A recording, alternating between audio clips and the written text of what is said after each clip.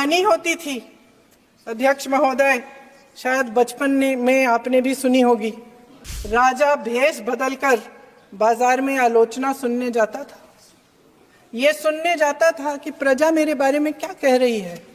लेकिन आज का राजा, भेष तो बदलते हैं आज के राजा, शौक तो है उनको भेष बदलने का, लेकिन न जनता के बीच जाने की हिम्मत है और न आलोचना सुनने की।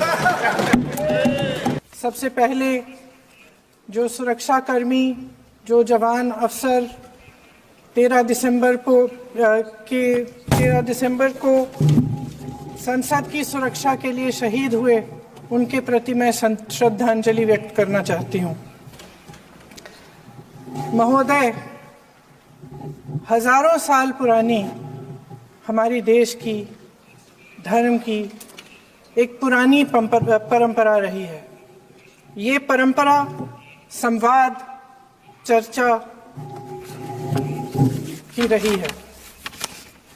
एक गौरवशाली परंपरा है जो दर्शन ग्रंथों में, वेदों में, उपनिषदों में दिखती है। वाद विवाद और संवाद की हमारी पुरानी संस्कृति है।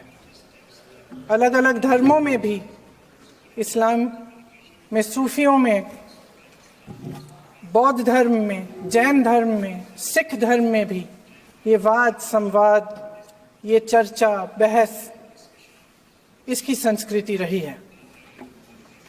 इसी परंपरा से उभरा हमारा स्वतंत्रता संग्राम। हमारा स्वतंत्रता संग्राम विश्व में एक अनोखा संग्राम था, एक अनोखी लड़ाई थी जो अहिंसा और सत्य पर आधारित थी। ये वाद संवाद की जो परंपरा है, इसको इस संग्राम ने आगे कैसे बढ़ाया? क्योंकि ये जो संग्राम था, ये जो लड़ाई थी हमारी आज़ादी के लिए, एक बेहद लोकतांत्रिक लड़ाई थी। इसमें देश के किसान, देश के जवान, देश के मजदूर, देश के अधिवक्ता, देश के बुद्धिजीवी, चाहे किसी भी जाति के हो, चाहे किसी भी धर्म के हों, चाहे किसी भी भाषा को बोलते हों, सब इस स्वतंत्रता संग्राम में शामिल हुए। सब ने हमारे देश की आज़ादी की लड़ाई लड़ी।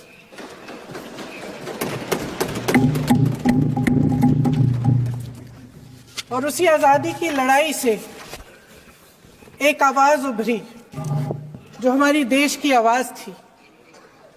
वो आवाज़ ही आज हमारा संविधान है।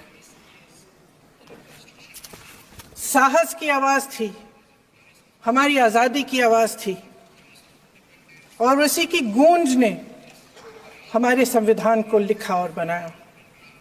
ये सिर्फ एक दस्तावेज नहीं है। बाबा साहेब अम्बेडकर,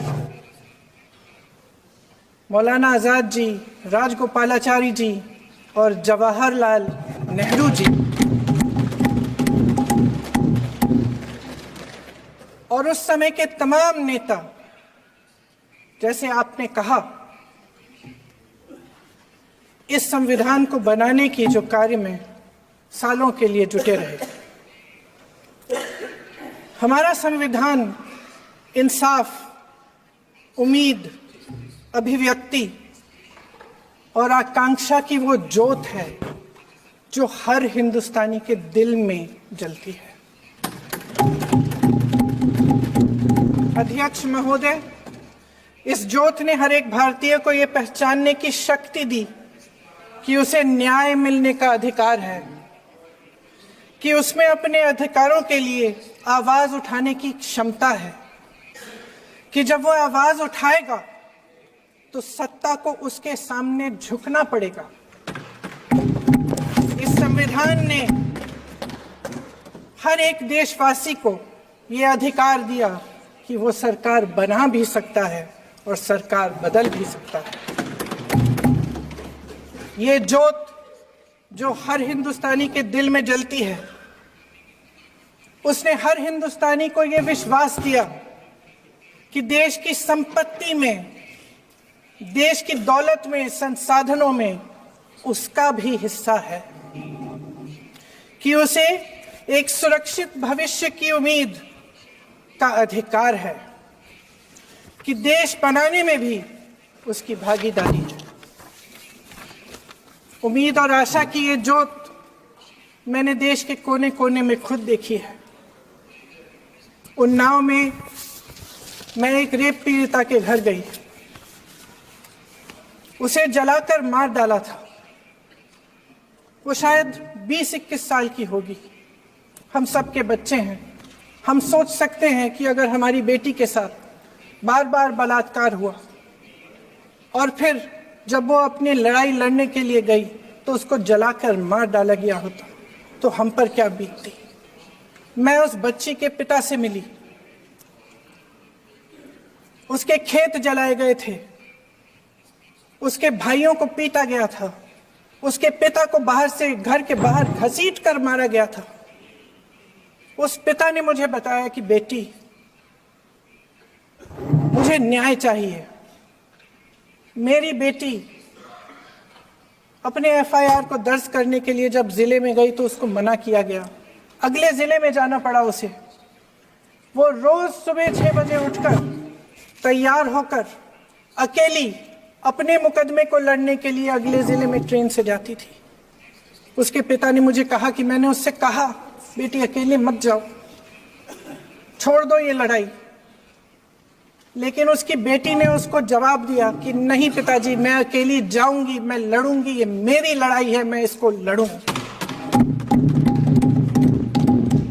ये लड़ने की क्षमता, ये हिम्मत उस लड़की को और करोड़ों भारत की नारियों को हमारे संविधान ने दी।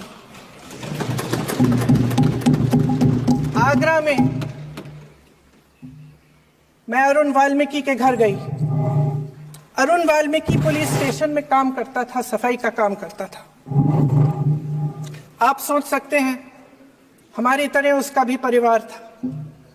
नई नई शादी हुई थी, 2-3 महीनों का बच्चा था। पुलिस स्टेशन में चोरी हो गई। चोरी का इल्जाम उस पर लगाया गया। उसके पूरे परिवार को उठाकर पुलिस स्टेशन में ले गए। आप हंस रहे हैं, लेकिन ये गंभीर बात है। गंभीर बात। शर्म करो, शर्म। अरुण वाल्मीकि को पीट पीट के मार डाला, उसकी बीवी को पीटा, उसके पिता के नाखून निकाले, उसके पूरे परिवार को पीटा गया।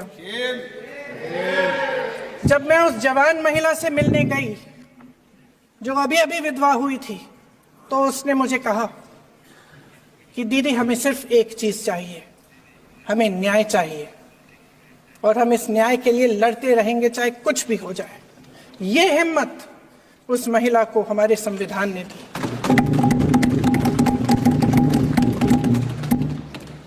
संभल के कुछ लोग आए थे हमसे मिलने, जो मृतकों के परिवार के सदस्य थे। उसमें 2 बच्चे थे, अदनान और उजैर। आप सुनिए। उसमें 2 बच्चे थे, अदनान और उजैर।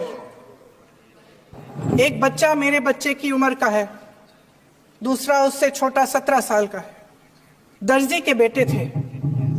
दर्जी का एक ही सपना था कि वो अपने बेटों को पढ़ाएगा, लिखाएगा। एक बेटा डॉक्टर बनेगा, एक बेटा भी सफल होगा दूसरा बेटा भी अपने जीवन में सफल होगा। उनके पिताजी हर रोज उनको स्कूल छोड़ते थे। उस दिन भी स्कूल छोड़ने के बाद अपनी दुकान में चले गए।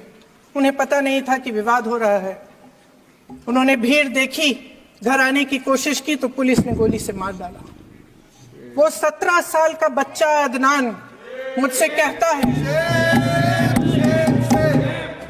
वो 17 साल का बच्चा अदनान मुझसे कहता है कि मैं बड़ा होकर डॉक्टर बन के दिखाऊंगा, मैं अपने पिता का सपना साकार करूंगा। ये सपना, ये आशा उसके दिल में हमारे संविधान ने डाली। अध्यक्ष महोदय, हमारे देश के करोड़ों देशवासियों के संघर्ष में, अपने अधिकारों की पहचान में, इनकी कठिन से कठिन परिस्थितियों से लड़ने की अपार हिम्मत में और देश से न्याय की अपेक्षा में हमारे संविधान की ज्योत जल रही है।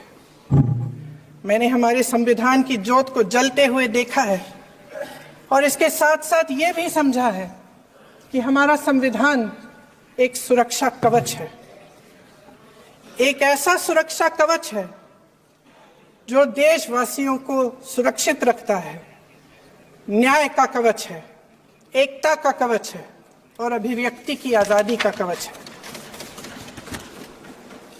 दुख की बात यह है कि मेरे सत्ता पक्ष के साथी जो बहुत बड़ी बड़ी बातें करते हैं, इन्होंने इन 10 सालों में यह सुरक्षा कवच, सत्ता पक्ष के मेरे साथियों ने ये सुरक्षा कवच तोड़ने का पूरा प्रयास किया है। संविधान में सामाजिक, आर्थिक और राजनीतिक न्याय का वादा है। ये वादा एक सुरक्षा कवच है जिसको तोड़ने का काम शुरू हो चुका है। लैटरल एंट्री और निजीकरण के जरिए ये सरकार आरक्षण को कमजोर करने का काम कर रही है। अगर लोकसभा में ये नतीजे नहीं आए होते तो ये संविधान बदलने का काम भी शुरू कर लेते।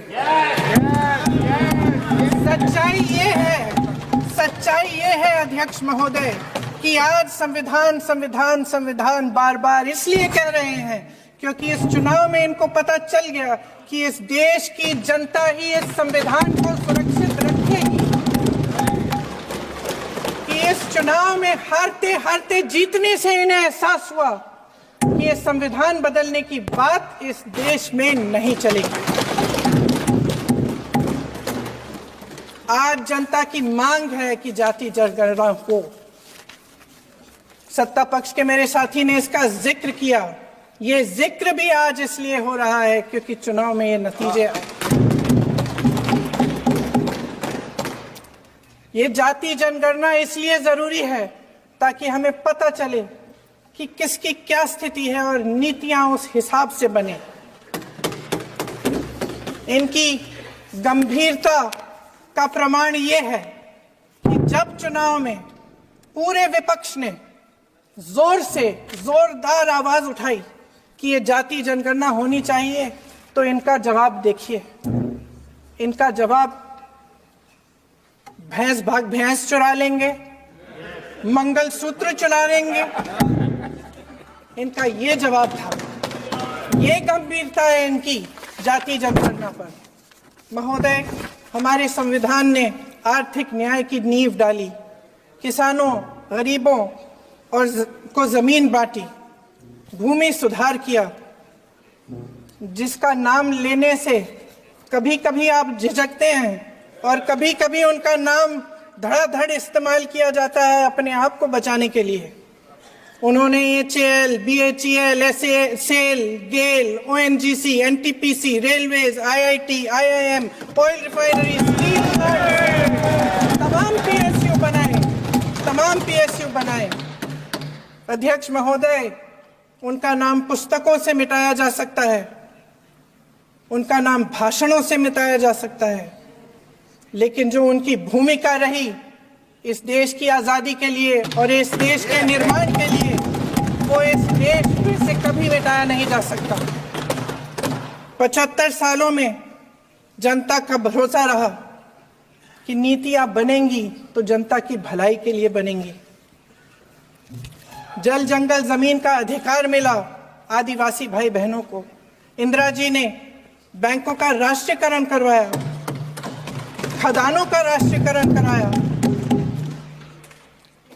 कांग्रेस और यूपीए की सरकारों में शिक्षा का, भोजन का अधिकार मिला। 75 सालों में जनता का भरोसा मिला। पहले संसद चलती थी तो जनता की उम्मीद होती थी कि सरकार महंगाई और बेरोजगारी पर चर्चा करेगी, कोई उपाय निकालेगी, कोई रास्ता निकालेगी। लोग मानते थे कि अगर कोई नई आर्थिक नीति बनेगी तो देश की अर्थव्यवस्था को मजबूत बनाने के लिए बनेगी, तो भारतीय बाजार को मजबूत बनाने के लिए बनेगी, उनके भविष्य को मजबूत बनाने के लिए बनेगी। किसान और आदिवासी भाई बहन भरोसा करते थे कि यदि जमीन के कानून में संशोधन होगा तो उन्हीं की भलाई के लिए होगा। आप नारी शक्ति की बात करते हैं।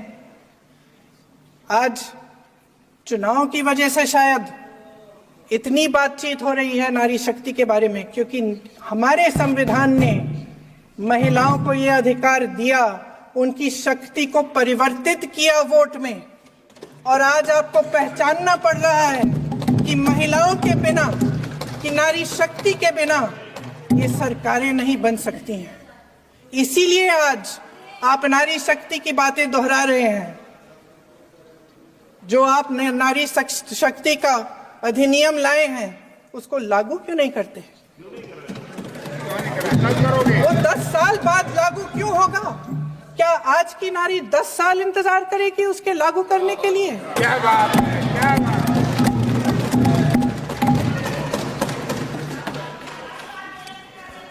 आज संसद में बैठे हुए सत्ता पक्ष के मेरे साथी ज्यादा से ज्यादा अतीत की बातें करते हैं। 1921 में क्या हुआ, कब हुआ, नेहरू जी ने क्या किया। अरे वर्तमान की बात करिए, देश को बताइए आप क्या कर रहे हैं, आपकी जिम्मेदारी क्या है? कि सारी जिम्मेदारी जवाहरलाल नेहरू की है। अध्यक्ष महोदय जी, ये सरकार आर्थिक न्याय का सुरक्षा कवच तोड़ रही है। आज संसद में बैठी ये सरकार बेरोजगारी और महंगाई से जूझ रही हमारी जनता को क्या राहत दे रही है। कृषि के कानून भी बड़े बड़े उद्योगपतियों के लिए बन रहे हैं। सही एमएसपी को छोड़िए, डीएपी तक नहीं मिल रहा है।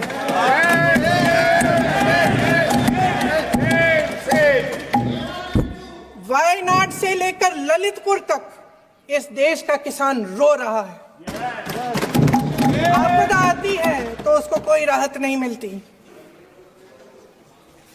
भगवान भरोसे है आज इस देश का किसान, उसको छोड़ दिया गया है। आज हिमाचल में देखिए, जितने भी कानून बने हैं वो सब बड़े बड़े उद्योगपतियों के लिए बन रहे हैं। हिमाचल में जो सेब उगता था, उसके जो छोटे छोटे किसान हैं वह रो रहे हैं, क्योंकि एक व्यक्ति के लिए सब कुछ बदला जा रहा है। सुनने की हिम्मत रखो। मैं अध्यक्ष महोदय जी,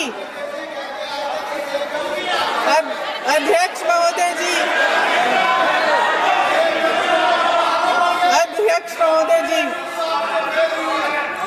महोदय जी, अडानी जी को सारे कोल्ड स्टोरेज प्रदेश की सरकार ने नहीं दिए। अडानी जी को सारे कोल्ड स्टोरेज आपकी सरकार ने दिए। देश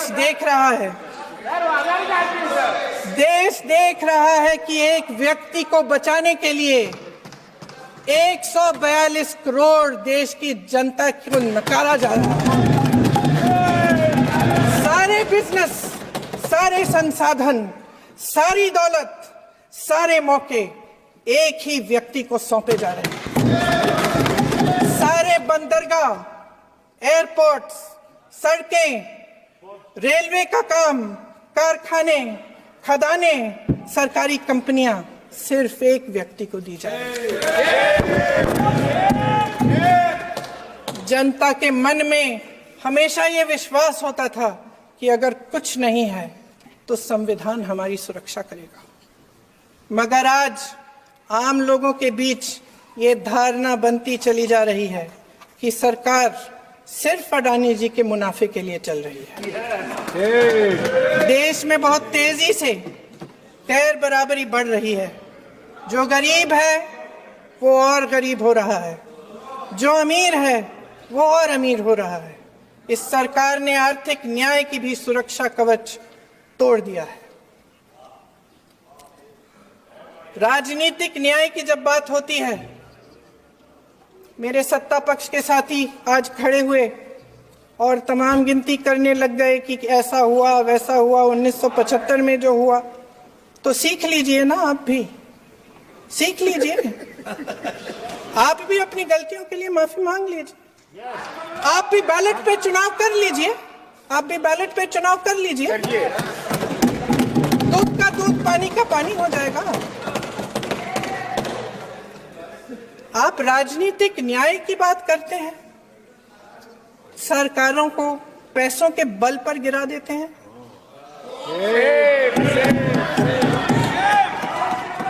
मेरा आग्रह है कि अपन संविधान में सकारात्मक बोले।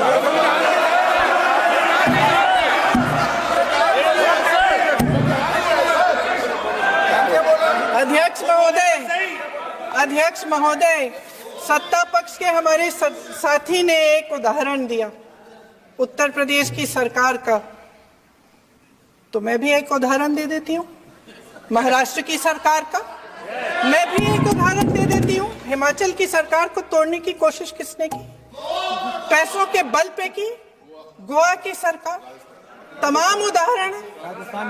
क्या ये सरकारें जनता ने नहीं चुनी थी? क्या संविधान इन पर लागू नहीं था? पूरी देश की जनता जानती है कि इनका, हंसती है, जानती है कि इनके यहाँ तो वॉशिंग मशीन है।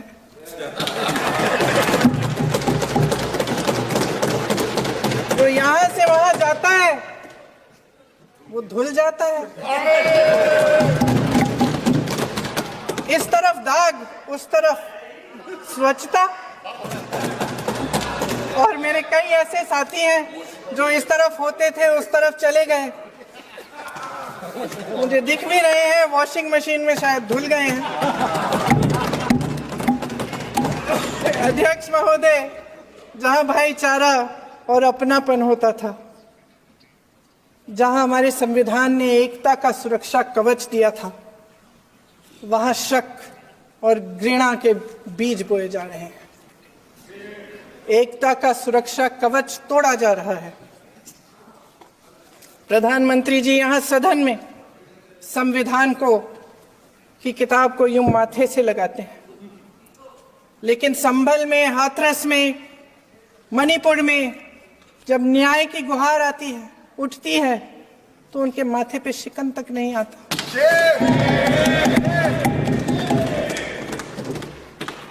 शायद समझ नहीं पाए हैं कि भारत का संविधान संघ का विधान नहीं है।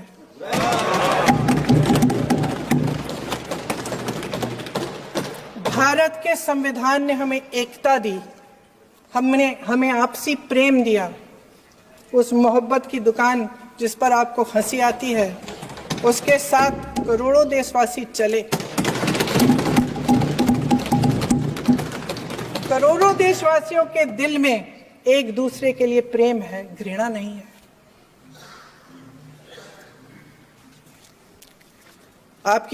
इनकी जो विभाजनकारी नीतियां हैं, उसका नतीजा हम रोज देखते हैं।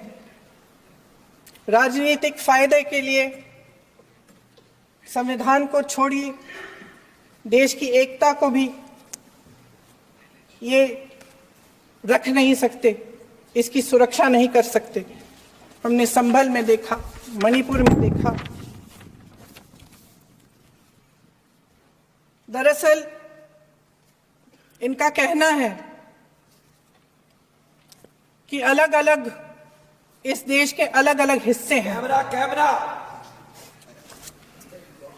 लेकिन हमारा संविधान कहता है कि ये देश एक है और ये देश एक रहेगा।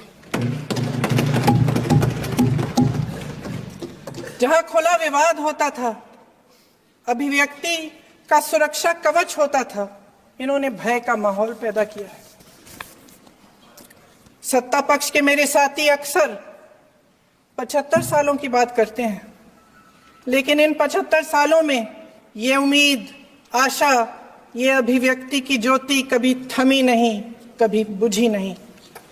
इस देश की जनता ने खुलकर आलोचना की, निडर होकर धरने किए, प्रदर्शन किए।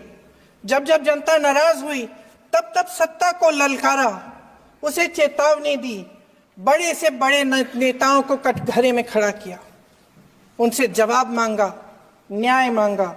इस देश के छोटे छोटे से नुक्कड़ की दुकानों में, चाय की दुकानों में, इस देश के घरों में, गलियों में, मोहल्लों में, अखबारों में, प्रकाशन घरों में, न्यायपालिकाओं में चर्चा कभी बंद नहीं हुई। लेकिन आज ये माहौल नहीं है। आज जनता को सच बोलने से डराया जाता है, धमकाया जाता है। पत्रकार हो या विपक्ष का नेता हो या किसी यूनिवर्सिटी का प्रोफेसर हो, छात्र संघ हो या कर्मचारियों का संगठन हो, सबका मुंह बंद कराया जाता है। किसी पे ईडी, किसी पे सीबीआई, किसी पे इनकम टैक्स, फर्जी मुकदमे लगवाए जाते हैं, जेल में डाल दिया जाता है, विपक्षी नेताओं को जेल में डाल दिया जाता है, उनको सताया जाता है। किसी को नहीं छोड़ा इस सरकार ने। देशद्रोही कह के उत्तर प्रदेश में मुझे याद है कुछ अध्यापिकाएं प्रदर्शन कर रही थी, उन पर मुकदमा डाल दिया देशद्रोही का, उन्हें देशद्रोही कह दिया। इन्होंने देश का पूरा माहौल भय से भर दिया है। इनकी मीडिया की मशीन झूठ फैलाती है, तरह तरह के आरोप लगाती है, और शायद वह भी भय में ही है। महोदय, मैं इस सदन को याद दिलाना चाहती हूं कि ऐसा डर का माहौल देश में अंग्रेजों के राज में था। जब इस तरफ बैठे हुए गांधी की विचारधारा वाले लोग आजादी की लड़ाई लड़ रहे थे और उस तरफ वाली विचारधारा वाले लोग भय में रहकर अंग्रेजों के साथ साठ-गांठ कर रहे थे। लेकिन अध्यक्ष महोदय, भय का भी अपना स्वभाव होता है। भय फैलाने वाले हमेशा भय का खुद शिकार बन जाते हैं। ये प्रकृति का नियम है। आज इनकी भी यही हालत हो गई है। भय फैलाने के इतने आदी हो गए हैं कि खुद भय में रहने वाले हैं। चर्चा से डरते हैं, आलोचना से घबराते हैं। कई दिनों से हम मांग रहे हैं कि चर्चा करिए, लेकिन चर्चा करने की हिम्मत ही नहीं है।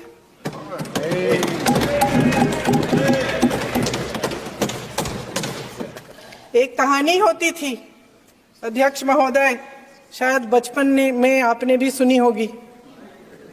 राजा भेष बदलकर बाजार में आलोचना सुनने जाता था। ये सुनने जाता था कि प्रजा मेरे बारे में क्या कह रही है, मैं सही रास्ते पे चल रहा हूं कि नहीं। लेकिन आज का राजा, भेष तो बदलते हैं आज के राजा, शौक तो है उनको भेष बदलने का, लेकिन न जनता के बीच जाने की हिम्मत है और ना आलोचना सुनने की। महोदय, मैं तो सदन में नहीं हूं।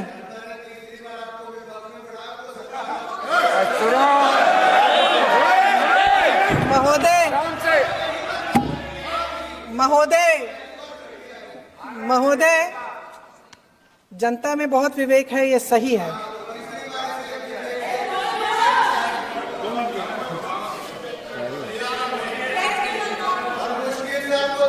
अच्छा महोदय, मैं सदन में नहीं हूं, कुछ, हाँ ठीक है, मैं सदन में नहीं हूं, मात्र 15 दिनों से आ रही हूं। लेकिन मुझे ताज्जुब होता है कि इन 15 दिनों में इतनी बड़े इश्यूज हैं, इतनी बड़ी बातें हैं, प्रधानमंत्री जी मात्र एक दिन के लिए, शायद 10 मिनट के लिए दिखे हैं सब।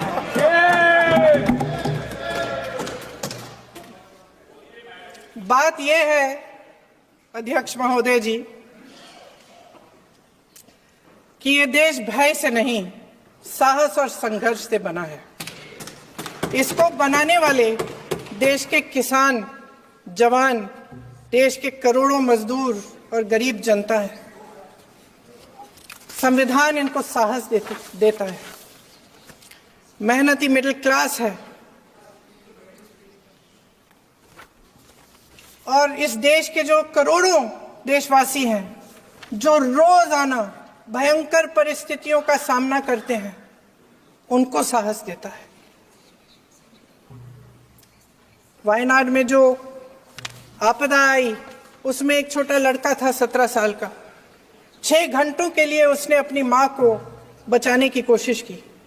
6 घंटों के लिए आप सोच सकते हैं कि अगर नदी की धारा बह रही है, नाराज है, आप अपनी माँ को पकड़े हो, 6 घंटों के लिए पकड़े रखते हो कि मेरी माँ बच जाएगी, और अंत में वो माँ भी बह जाती है। उस लड़के का साहस,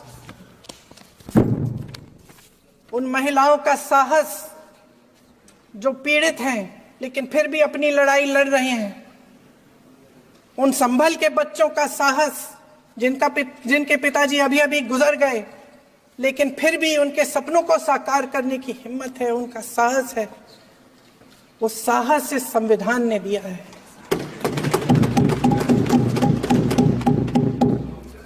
वो आत्मविश्वास इस संविधान ने दिया है। ये देश भय से नहीं चल सकता, ये देश साहस से ही चलेगा। भय की भी सीमा होती है, और जब वो सीमा पार हो जाती है, जब किसी को इतना दबाया जाता है कि उसको लगने लगता है कि अब मेरे पास खोने के लिए कुछ नहीं है, तब उसमें एक ऐसी शक्ति पैदा होती है जिसके सामने कोई कायर खड़ा नहीं हो सकता। ये देश कायरों के हाथों में ज्यादा देर तक कभी नहीं रहा है। ये देश उठेगा, ये देश लड़ेगा, सत्य मांगेगा, सत्यमेव जयते।